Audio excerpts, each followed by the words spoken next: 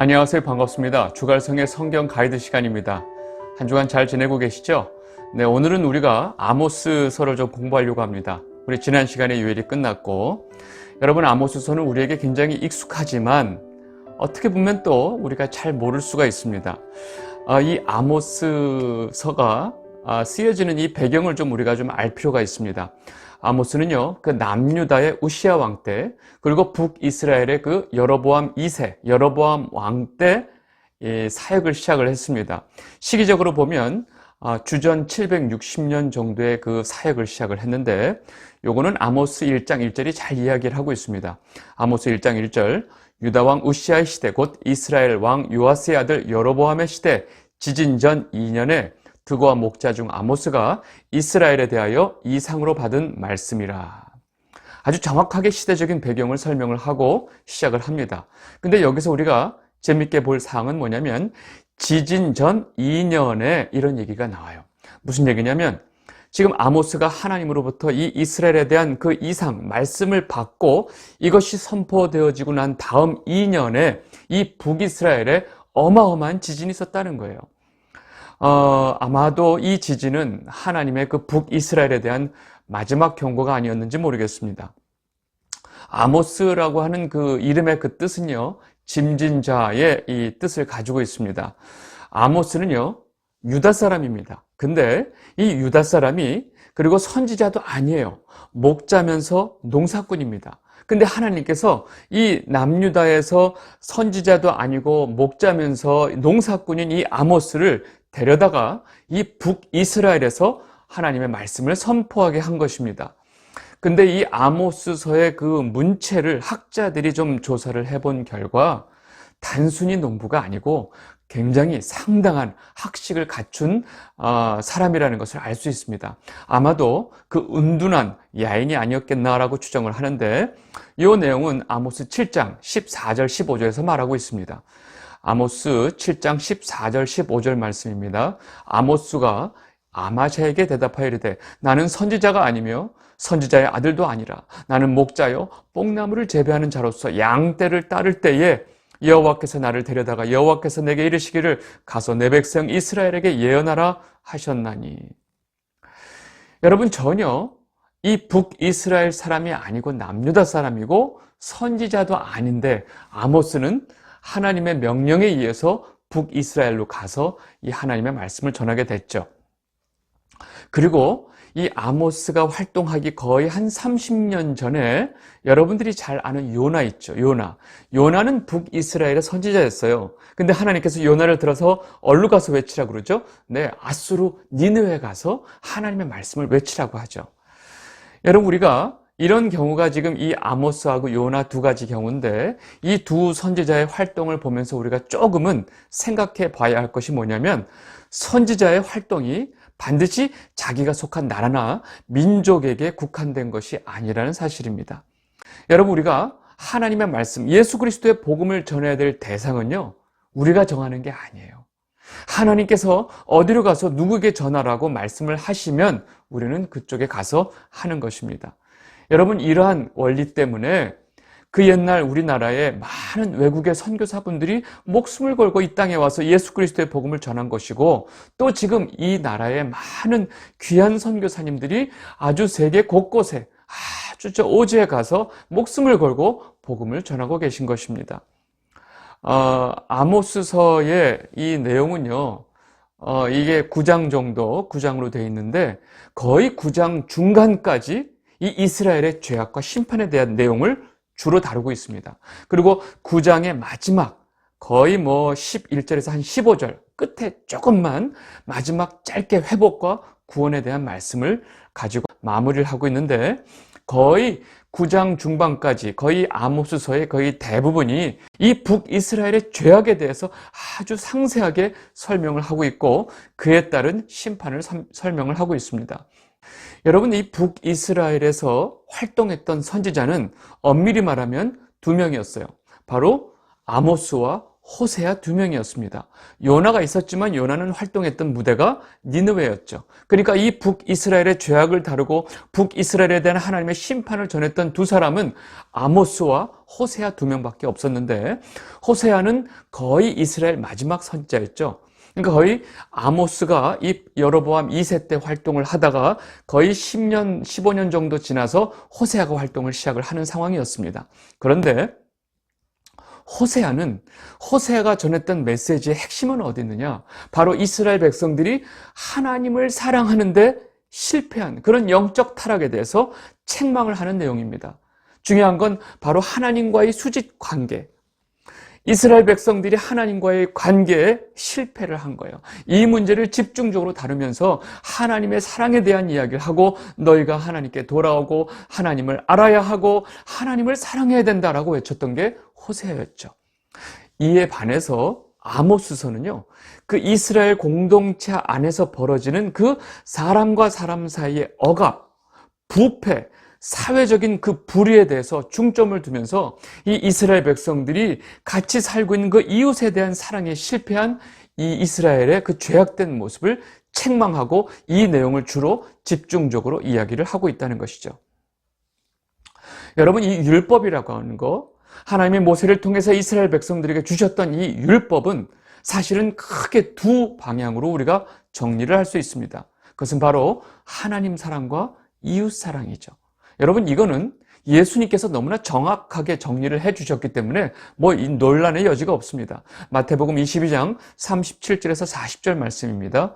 예수께서 이르시되 내 마음을 다하고 목숨을 다하고 뜻을 다하여 주 너의 하나님을 사랑하라 하셨으니 이것이 크고 첫째는 계명이요 둘째는 그와 같으니 내 이웃을 내 자신같이 사랑하라 하셨으니 이 두 계명이 온 율법과 선지자의 강령이니라. 여러분, 구약 내내 하나님께서 주셨던 그 율법과 선지자의 모든 강령이 이 두 가지로 귀결이 된다는 거예요. 바로 하나님 사랑, 그 다음에 이웃 사랑. 여러분, 지금 아모스 선지자의 그 메시지와 호세아 선지자의 메시지를 정리해보면 북이스라엘은 하나님 사랑도 이웃 사랑도 다 실패했다는 것입니다. 여러분, 하나님 사랑에 실패하면 이웃 사랑도 실패할 수밖에 없다는 사실입니다. 이 영상을 보고 계신 주갈성 성도 여러분, 우리가 1차적으로 우리 삶 가운데 나와 하나님과의 관계, 이 수직 관계인 하나님 사랑이 제일 우선이라는 것을 여러분들 놓치시면 안 됩니다.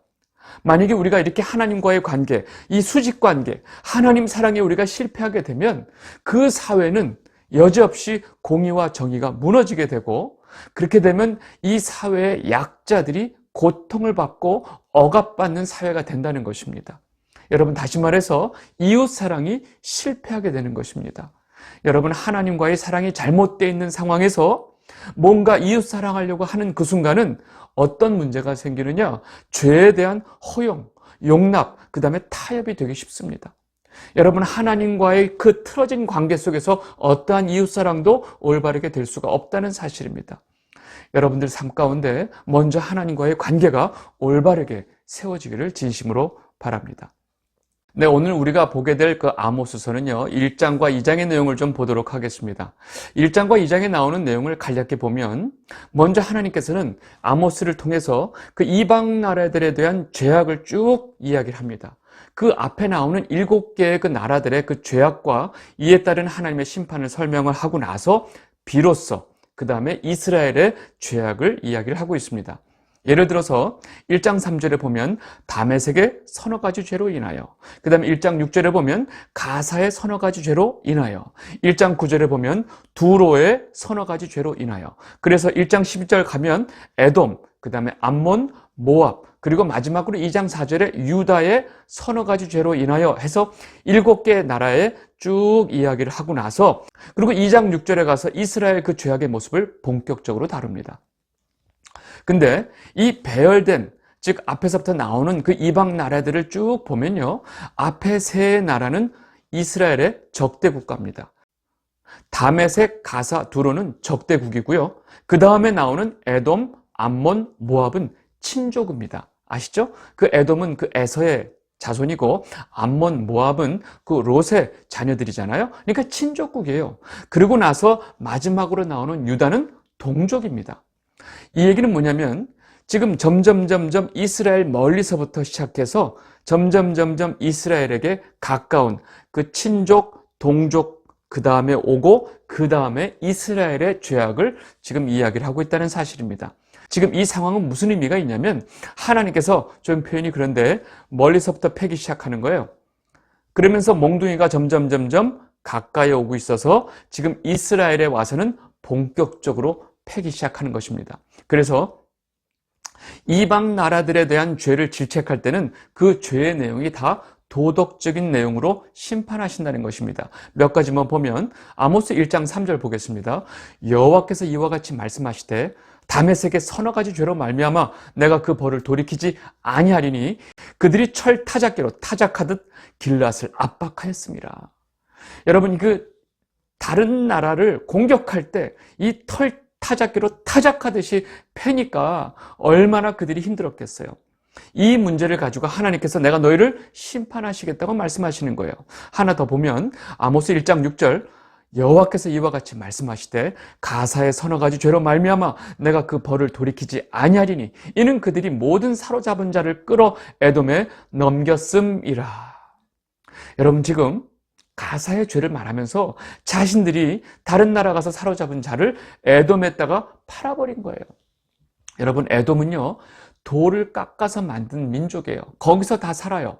그러니까 돌을 깎아서 자기네들의 그 집도 만들고 성전도 만들고 모든 걸 다 만들기 때문에 엄청나게 노동력이 필요한 민족입니다. 그러다 보니까 자신들이 나가서 이긴 그 나라의 백성들을 노예로 삼고 있는데 그래도 노동력이 부족하니까 다른 나라가 침략해 들어가서 그 나라의 그 침략 당한 나라의 백성들을 이 에돔에다가 팔아버리는 거예요. 돈 주고. 이런 나쁜 짓을 하나님께서 가만두지 않겠다고 좀 이야기를 하는 거죠. 아모스 1장 13절 보겠습니다.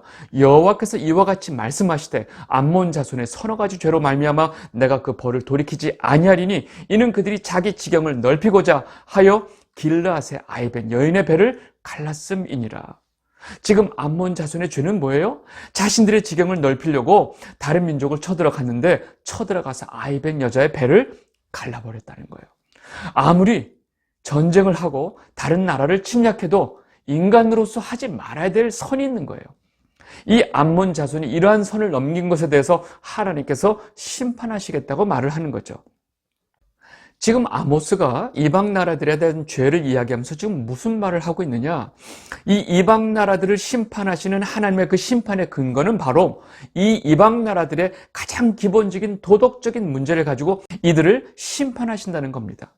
문제는 이렇게 도덕적인 문제로 인간의 선을 넘은 이런 악행들을 하나님께서 이들을 심판하실진데 하물며 하나님의 언약 백성이면서 그 율법을 어기고 하나님을 저버린 이 이스라엘 백성들의 죄는 하나님께서 어떻게 하실 것 같으냐? 라고 묻는 거와 똑같습니다. 너희들은 결코 하나님의 심판을 피할 수가 없다라는 것을 강조하고 계신 거죠. 결국 그 이방 나라들에 대한 질책이 끝나고 나서 비로소 이스라엘의 죄악을 말할 때는요, 그 내용이 간단하지 않습니다.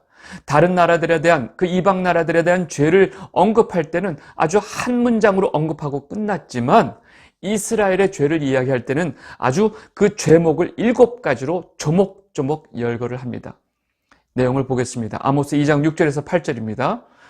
여호와께서 이와 같이 말씀하시되 이스라엘의 서너 가지 죄로 말미암아 내가 그 벌을 돌이키지 아니하리니 이는 그들이 은을 받고 의인을 팔며 신 한 켤레를 받고 가난한 자를 팔며 힘 없는 자의 머리를 티끌먼지 속에 발로 밟고 연약한 자의 길을 굽게 하며 아버지와 아들이 한 젊은 여인에게 다녀서 내 거룩한 이름을 더럽히며 모든 제단 옆에서 전당 잡은 옷 위에 누우며 그들이 신전에서 벌금으로 얻은 포도주를 마심이니라. 여러분 지금 아모스가 지적하고 있는 이 이스라엘의 죄악들을 보면요 아주 기가 막힙니다. 은을 받고 의인을 팔며 여러분 의인을 뇌물로 굽게 한다는 표현이 있죠. 의인이 팔린다는 얘기는 돈으로 은으로 이 의인을 굽게 한다. 다시 말해서 의인이 돈에 의해서 넘어간다는 표현이에요. 그리고 신 한 켤레를 받고 가난한 자를 팔며, 가난한 사람의 목숨을 이렇게 부자들이 가볍게 여긴다는 거예요. 자신들의 신발 한 짝값도 못 되게 이 가난한 사람들의 목숨을 이렇게 쉽게 여긴다는 거예요. 힘 없는 자의 머리를 티끌먼지 속에 발로 밟고, 여러분, 힘없고 나약한 사람을 이렇게 동물보다도 못하게 취급하는 것입니다. 이것은 바로 뭐냐면 그 사회의 공의와 정의가 사라졌다는 것을 말합니다. 그리고 연약한 자의 길을 굽게 하며, 여러분, 연약한 자는 자기의 소신대로, 자기의 믿음대로 할 수 없는 사회가 됐다는 거예요. 힘있고 강한 자들의 요구대로 그들이 선택해야 하고 그들의 그 요구대로 쫓아갈 수밖에 없는 사회가 됐다는, 그 상황이 됐다는 것을 지금 표현하고 있습니다. 그리고 아버지와 아들이 한 젊은 여인에게 다녀서 내 거룩한 이름을 더럽히며, 여러분, 이것이 얼마나 성적으로 완전히 타락한 사회라는 것을 아주 극명하게 보여주고 있습니다. 그리고 모든 제단 옆에서 전당 잡은 옷 위에 누우며, 여러분, 하나님께서 율법으로 무슨 얘기를 하셨냐면, 너희가 이웃의 옷을 전당 잡거든 해가 지기 전에 그에게 그 옷을 돌려줘라. 전당 잡히는 옷은 겉옷인데 이 옷은 이스라엘 백성들에게 옷 전부예요. 이 옷을 전당 잡히고 나서 그 사람은 밤에 추워서 잠을 잘 수가 없어요. 그래서 하나님께서 이러한 율법을 주신 것입니다. 출애굽기 22장 26절에서 27절 말씀입니다. 내가 만일 이웃의 옷을 전당 잡거든 해가 지기 전에 그에게 돌려보내라. 그것이 유일한 옷이라. 그것이 그의 알몸을 가릴 옷인즉 그가 무엇을 입고 자겠느냐. 그가 내게 부르짖으면 내가 들으리니 나는 자비로운 자임이니라. 여러분, 이러할진데 지금 뭐라고 그래요? 전당 잡힌 옷을 자기가 입는 게 아니고 그 옷을 깔고 그 위에 누워 있다는 거예요. 그것도 제단 위에서, 제단 옆에서. 이게 뭐예요? 우상을 섬기면서 이런 짓거리를 하고 있다는 거예요. 우상을 섬기면서 하나님의 율법을 어기고 있는 모습을 이렇게 한 문장으로 표현을 하고 있는 것입니다. 그리고 어렵고 힘든 자들을 이들이 이렇게 무시하고 있다는 거예요. 마지막으로 그들의 신전에서 벌금으로 얻은 포도주를 마심이라. 여러분, 신전이란 말이 나오는 것은 벌써 이들이 우상 숭배를 하고 있다는 것이 나오는데, 신전에서 벌금을 받아요. 우상 숭배에 참여하지 않는 자들에게 벌금까지 물린다는 거예요. 그리고 벌금으로 받은 포도주들을 또 지들이 처마시고 있는 상황이에요. 여러분, 이 모습이 얼마나 악한 모습인지 여러분들 아시겠죠? 이 우상 숭배와 더불어 자신들의 탐욕까지 채우고 있는 모습입니다. 여러분, 지금 우리가 본 이 이스라엘의 죄악들을 가만히 보면요, 가난한 이웃에 대한 압제, 이들을 아주 힘들게 하는, 이들을 공격하는, 폭력을 행하는 이런 것에 초점을 맞추고 있습니다. 여러분, 이 이방 나라들에 대한 죄도 그 폭력, 압제, 또 형제를 벌인 것에 대해서 초점이 맞춰져 있는 것과 마찬가지로 지금 이 이스라엘 백성들의 죄악도 이와 비슷한 내용이 있습니다. 마치 이스라엘 백성들 그 사회에 공의가 완전히 사라졌다는 것을 말하고 있는 동시에 이 부유층들, 지도층들의 이 극단적인 탐욕이 아주 가득 찬 모습을 그대로 드러내고 있습니다. 가난한 자들에 대한 착취, 그리고 이 성적으로 타락한 사회 전반에 그런 횡행하고 있는 모습을 그대로 보여주고 있다는 거예요. 그리고 역시나 우상숭배에 빠져서 자신들의 탐욕에 취해 있는 모습을 그대로 보여주고 있다는 것입니다. 여러분, 이렇게 죄악 가운데 있는 이들에게 하나님의 심판이 확정됐다는 것을 지금 아모스는 강조하고 있는 것입니다. 여러분, 놀라운 사실은 이렇게 말도 안 되는 죄악을 짓고 있는 이 이스라엘이 놀랍게도 하나님으로부터 특별한 관계를 맺고 있고, 그 관계는 바로 뭐냐? 하나님으로부터 특별한 보호하심과 은혜를 받은 백성이라는 사실입니다. 아모스 2장 9절에서 11절 말씀입니다. 내가 아모리 사람을 그들 앞에서 멸하였나니 그 키는 백향목 높이와 같고 강하기는 상수리 나무 같으나 내가 그 위에 열매와 그 아래의 뿌리를 진멸하였느니라. 내가 너희를 애굽 땅에서 이끌어내어 40년 동안 광야에서 인도하고 아모리 사람의 땅을 너희에게 차지하게 하였고 또 너희 아들 중에서 선지자를 너희 청년 중에서 나시린을 일으켰나니 이스라엘 자손들아 과연 그렇지 아니하냐? 이는 여호와의 말씀이니라. 여러분, 이 말씀이 무슨 이야기를 하고 있어요?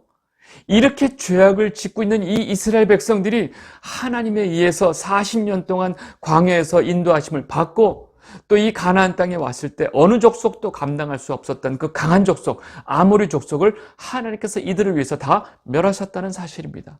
그리고 이 외부의 어떤 강한 족속으로부터 하나님께서는 이스라엘을 지켜주셨어요.